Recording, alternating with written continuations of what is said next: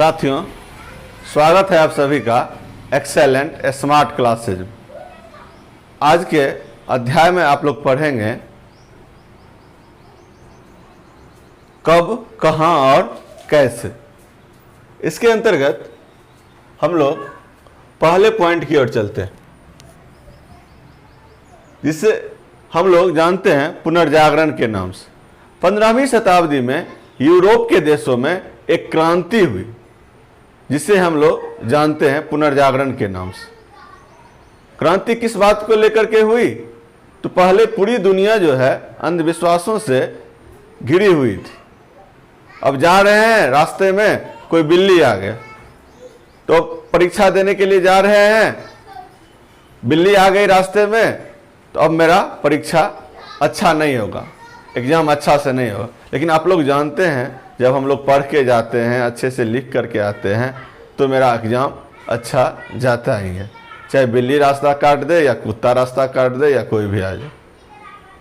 ठीक इसी प्रकार जब हाथों में लोगों को खुजली होने लगती है, तो बहुत से लोग ये मानते हैं आज हमको अच्छी आमदनी होने वाली है। लेकिन आप सभी लोग जानते हैं, जो अच्छी आमदनी के लिए काम करना पड़ता है, मेहनत करना पड़ता है, तब जा कर के हमारी आमदनी बढ़ती है और हम लोग आगे बढ़ते हैं।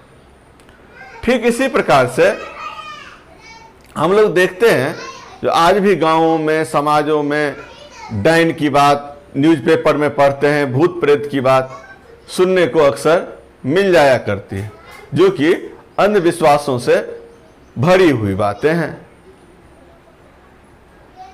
लेकिन एक तथ्य और है यहाँ।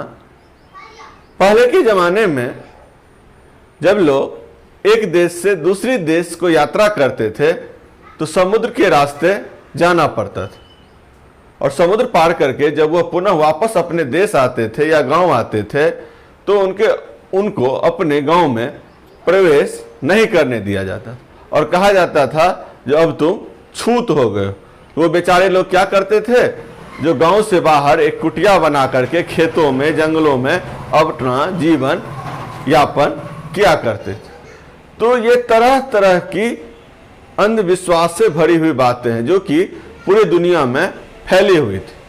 तो यूरोप महादेश के जो लोग थे, उन्होंने कहा नहीं, ये सब जो है अंधविश्वास की बातें और ये सब गलत बातें।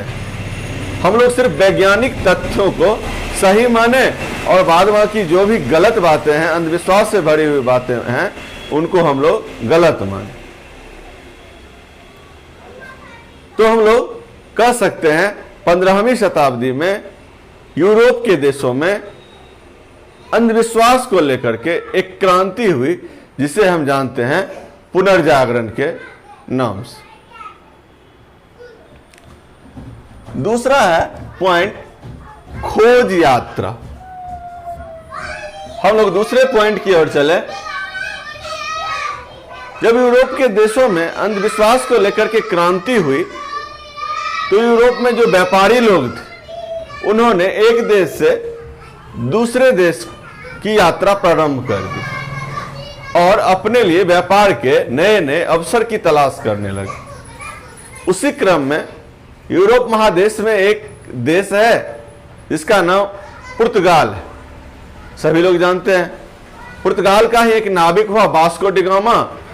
वह 1498 ईस्वी में भारत में एक केरल राज्य है, वही कालीकट बंदरगाह है, वहां व्यापार के सिलसिले में सबसे पहले पहुंचा और उसने दुनिया के मानचित्र में भारत की खोज कर डाली। एग्जाम में बराबर क्वेश्चन आता है, भारत का खोज किसने किया? तो वास्को डी गामा ने किया। कब किया? यह भी आता है 1498 ईस्वी में।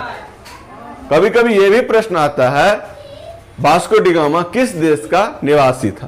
तो पुर्तगाल का निवासी था वास्को डी गामा। खोज यात्रा के क्रम में ही एक दूसरे यात्री, जिसका नाम कोलंबस है, इसने 1492 ईस्वी में अमेरिका का खोज किया। और यूरोप का ही एक नाविक, जिसका नाम मैगलेन था, उसने समुद्री मार्ग से पूरे विश्व का चक्कर लगा दिया और दुनिया के अधिकांश देशों का खोज किया। तो यूरोप महादेश के लोग अन्य महादेशों की तुलना में काफी सजग थे और काफी बुद्धिमान थे। हम लोग आगे चलते हैं। तीसरा पॉइंट आपके सामने है पूंजीवाद एवं औद्योगिक क्रांति के बारे में।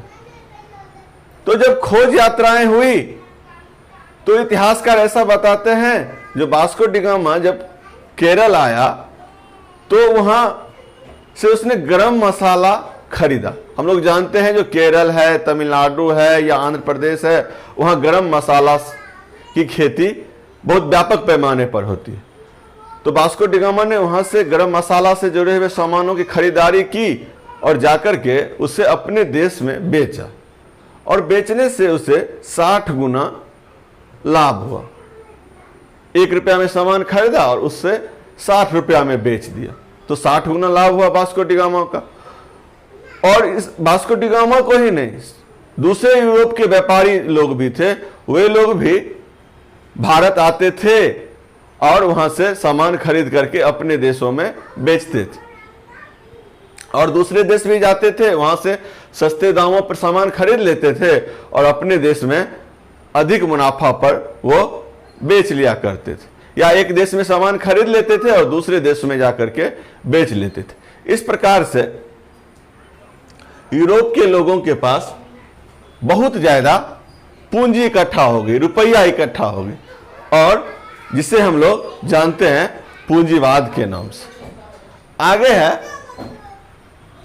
औद्योगिक क्रांति।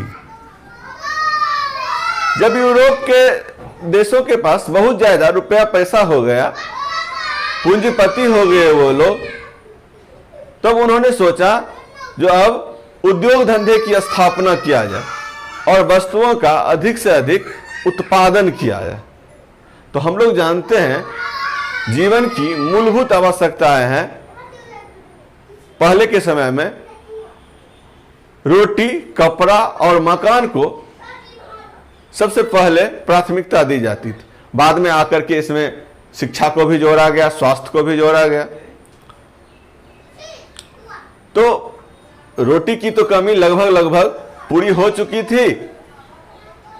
तो यूरोप के लोगों ने सोचा जो वस्त्र उत्पादन के क्षेत्र में कुछ क्रांति किया जाए, और यूरोप महादेश में ही एक देश है इंग्लैंड, उसी में सर्वप्रथम औद्योगिक क्रांति हुई, उद्योगों की स्थापना हुई और कपड़ा का फैक्ट्री वहां लगाया गया।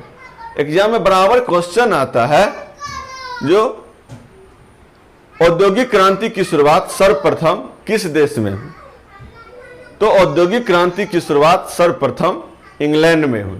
कभी यह भी पूछता है औद्योगिक क्रांति की शुरुआत किस वस्तु के उत्पादन से हुई? तो कपड़ा के उत्पादन से हुई। इस प्रकार से हम लोग देखें जो औद्योगिक क्रांति जो है इंग्लैंड में हुई और कपड़ा के उत्पादन से हुई, जो कि 18वीं शताब्दी में। अगला है उपनिवेशवाद एवं साम्राज्यवाद। जब ये यूरोप महादेश के जो देश सब थे उसमें औद्योगिक क्रांति हुई, तो इनके पास बहुत ज्यादा मात्रा में और रुपया पैसा हो गया, तो इन्होंने अपना साम्राज्य को फैलाना शुरू किया। दुनिया के देशों में ये चाहते थे जो हमारा शासन हो, हमारा उपनिवेश फैले। संक्षेप में हम लोग इसको इस प्रकार से समझ सकते हैं, जब सैनिकों की मदद से या अन्य तरीके से किसी देश पर शासन कर वहां अपनी राजनीतिक प्रभुत्व स्थापित किया जाता है, तो उसे साम्राज्यवाद या उपनिवेशवाद कहा जाता है। जब सैनिकों की मदद से किसी देश पर अपना राजनीतिक प्रभुत्व स्थापित किया जाता है, तो उसे उपनिवेशवाद या साम्राज्यवाद कहते हैं। तो यूरोप महादेश के जो भी देश थे उनमें उपनिवेशवादी प्रवृत्ति थी। वे क्या करते थे, दुनिया के देशों में अपना साम्राज्य फैलाते थे और जिन देशों में वो राज करते थे वो उनका उपनिवेश हो जाता था। भारत भी, जिसकी चर्चा हम लोग आगे करेंगे, 200 वर्षों तक अंग्रेजों का उपनिवेश मात्र था। आगे है अमेरिकी एवं फ्रांसीसी क्रांति। हम लोग जानते हैं दुनिया के अधिकांश देशों में अंग्रेजों का शासन था, अमेरिका में भी था, लेकिन अंग्रेजों का जहां भी शासन था वे मनमाने तरीके से अपना काम करते थे। अमेरिका वासियों के मन में अंग्रेजों के प्रति बहुत घृणा का भाव था। इन सब के परिणाम स्वरूप बोस्टन टी पार्टी की घटना आप लोग जानते हैं,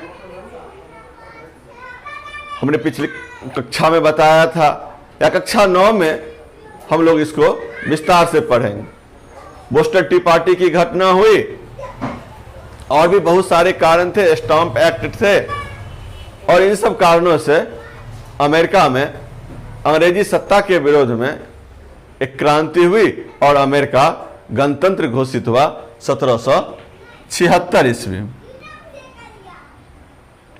ठीक इसी प्रकार फ्रांस में भी लुई 16वां का शासन था। वो भी फ्रांस की जनता के साथ अन्यायपूर्ण व्यवहार करता था और वहां भी एक क्रांति हुई 1789 ईस्वी में, और इसके फलस्वरूप फ्रांस गणतंत्र हो गया 1792 ईस्वी में। 1792 ईस्वी में एग्जाम में बराबर क्वेश्चन आता है, फ्रांस गणतंत्र कब हुआ? 1792 ईस्वी में। और अमेरिका के बारे में भी पूछता है, अमेरिका कब गणतंत्र हुआ? तो 1776 ईस्वी में। आगे हम लोग चलते हैं आधुनिक काल एवं हमारा देश। जानकारी के लिए बता दें, जो अतीत से वर्तमान 3 भागों में बटा हुआ, एक है प्राचीन भारत, एक मध्यकालीन भारत और एक आधुनिक भारत। प्राचीन भारत में हम लोग शुरुआत से लेकर के 750 ईस्वी तक में हुई घटनाओं के बारे में पढ़ते हैं। शुरुआत से आदि मानव का कहां से आग जलाना सीखा, आदि मानव किस प्रकार से जीवन बसर करते थे, गौतम बुद्ध का जन्म कहाँ हुआ था, गौतम बुद्ध ने समाज सुधार के लिए क्या सब किए, गुप्त वंश का शासन कैसा था, इन सब घटनाओं के बारे में हम लोग पढ़ते हैं प्राचीन भारत। वहीं मध्यकालीन भारत में हम लोग तुर्क सत्ता की स्थापना कैसे हुई, मुगल वंश का शासन किस प्रकार से था, इन सब के बारे में जानकारी हासिल करते हैं, जिसका काल 750 ईस्वी से लेकर के 1750 ईस्वी तक के काल को माना जाता है। 750 ईस्वी से लेकर के 1750 ईस्वी तक जो भी घटनाएं घटी उसे हम लोग मध्यकालीन भारत के नाम से जानते हैं। 750 ईस्वी से लेकर के 1750 ईस्वी तक। अब हम लोग चर्चा करते हैं आधुनिक काल के बारे में, आधुनिक भारत के बारे में। तो आधुनिक भारत में 1750 ईस्वी के बाद से जो भी घटनाएं घटी उसके बारे में हम लोग अध्ययन करते हैं। तो 1750 ईस्वी के बाद भारत में अंग्रेजों का शासन रहा, 200 वर्षों तक अंग्रेजों का शासन रहा। अंग्रेजों ने हमारे साथ किस प्रकार का व्यवहार किया, शिक्षा के क्षेत्र में क्या किया, कृषि के क्षेत्र में क्या किया, अंग्रेजों ने कैसे भारत के संसाधनों को लूटा, इस सब के बारे में हम लोग अध्ययन करें। फिर अध्ययन करते हैं महात्मा गांधी के नेतृत्व में कैसे भारत ने स्वतंत्रता पाई, सुभाष चंद्र बोस का क्या योगदान रहा, भारतीय राष्ट्रीय कांग्रेस की क्या भूमिका रही, इन सब चीजों के बारे में हम लोग अध्ययन करते हैं आधुनिक भारत में। और इसके बाद अध्ययन करते हैं स्वतंत्रता के बाद। स्वतंत्रता के बाद पंडित जवाहरलाल नेहरू भारत के प्रधानमंत्री बने, उन्होंने विकास के लिए कौन कौन से काम किए। तत्पश्चात लाल बहादुर शास्त्री, फिर इंदिरा गांधी, राजीव गांधी, इन लोगों ने भारत के विकास के लिए कौन कौन सी योजनाएं बनाई। पोखरण परमाणु परीक्षण कैसे हुआ, अटल बिहारी वाजपेयी की शासनकाल में कौन कौन काम हुआ, और वहां से आते आते फिर मनमोहन सिंह और नरेंद्र मोदी जी के शासनकाल तक, या कह सकते हैं आज तक की जो भी घटनाएं हैं उसको हम लोग पढ़ते हैं आधुनिक भारत के अंतर्गत। तो 1750 ईस्वी के बाद जो भी घटनाएं घटी उसे हम लोग आधुनिक भारत के नाम से जानते हैं। नेक्स्ट है हमारे सामने अभिलेखागार। हम लोग अभिलेखागार के बारे में समझें। एक ऐसा जगह है जहां सरकारी दस्तावेज को सुरक्षित रखा जाता है। सरकारी दस्तावेजों के सुरक्षित रखने के स्थान को अभिलेखागार कहते हैं। अब जैसे कोई विद्यालय में बहुत सारे डॉक्यूमेंट हैं, बहुत सारे पेपर वर्क होते हैं, तो लेकिन सारे पेपर को एक जगह एकत्रित करके रखा जाता है, जिसे हम लोग विद्यालय का कार्यालय या अंग्रेजी में ऑफिस के नाम से जानते हैं। ठीक उसी प्रकार किसी भी राज्य या देश से जुड़ी हुई जो भी दस्तावेजें हैं, जो भी पेपर हैं, उनको जिस स्थान पर सुरक्षित रखा जाता है उसे हम अभिलेखागार कहते हैं। ऐसा स्थान जहां सरकारी दस्तावेज को सुरक्षित रखा जाता है अभिलेखागार कहलाता है। नेक्स्ट है समय के साथ परिवर्तन। साथियों, समय के साथ हर क्षेत्र में परिवर्तन होता है। अभी कुछ दिनों पहले ठंड का मौसम था, लेकिन आज क्या है? आज गर्मी का मौसम है। फिर कुछ दिनों के बाद बरसात आएगी। तो ये परिवर्तन जो है ना, हर हमेशा चलते रहता है। गीता में भगवान कृष्ण अर्जुन से कहते हैं परिवर्तन ही संसार का नियम है।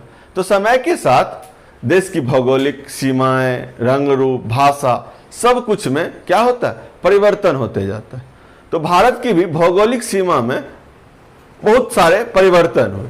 पहले म्यांमार भी भारत का ही एक भाग था, जिसे हम लोग पढ़ते हैं, और स्वतंत्रता प्राप्ति से एक दिन पहले भारत का दो भागों में विभाजन हो गया, जिसे हम लोग भारत और पाकिस्तान के नाम से जानते हैं। आगे चल करके पाकिस्तान का भी विभाजन हुआ और एक अलग देश बना, जिसे हम लोग बांग्लादेश के नाम से जानते हैं। इसी संदर्भ में हम लोग बिहार के बारे में पढ़ते हैं। तो बिहार भी बंगाल का एक भाग हुआ करता था, लेकिन 1912 ईस्वी में बंगाल से कट करके एक स्वतंत्र राज्य बिहार की स्थापना हुई। बराबर एग्जाम में क्वेश्चन आता है बिहार राज्य की स्थापना कब हुई? तो 1912 ईस्वी में। आगे चल करके आज जो हम लोग उड़ीसा राज्य के बारे में जानते हैं वो भी बिहार का ही एक भाग था। तो 1936 ईस्वी में उड़ीसा कट करके बिहार से एक अलग राज्य बना। एग्जाम में यह भी प्रश्न पूछता है उड़ीसा राज्य की स्थापना कब हुई? तो 1936 ईस्वी में। और फिर आगे चल करके बिहार से एक और राज्य बना, जिसे हम लोग झारखंड के नाम से जानते हैं, जिसका कि विभाजन 15 नवंबर 2000 ईस्वी को हुआ। एग्जाम में यह भी प्रश्न पूछते हैं झारखंड कब राज्य बना? तो 2000 ईस्वी में। तो आज के क्लास में हम लोगों ने जाना पुनर्जागरण के बारे में, खोज यात्राएं के बारे में, पूंजीवाद एवं औद्योगिक क्रांति के बारे में, उपनिवेशवाद एवं साम्राज्यवाद के बारे में, अमेरिकी एवं फ्रांसीसी क्रांति के बारे में, आधुनिक काल एवं हमारा देश, अभिलेखागार के बारे में, समय के साथ हुए परिवर्तनों के बारे में। धन्यवाद। आज के क्लास में बस इतना ही। आपको यदि ये वीडियो अच्छा लगा हो तो इसे लाइक और शेयर जरूर करें। धन्यवाद।